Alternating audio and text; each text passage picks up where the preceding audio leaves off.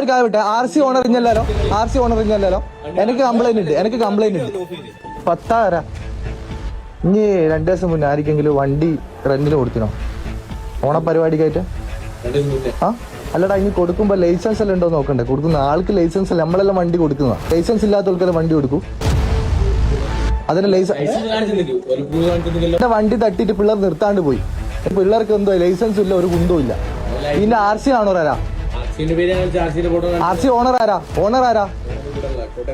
RC owner മാറ്റിക്കില്ലേ?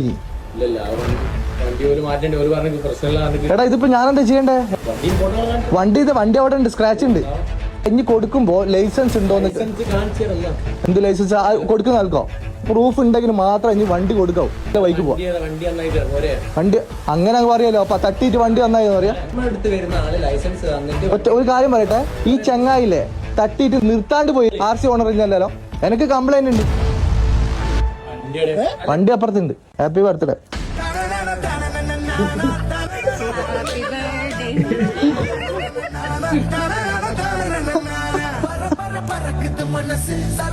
Happy birthday.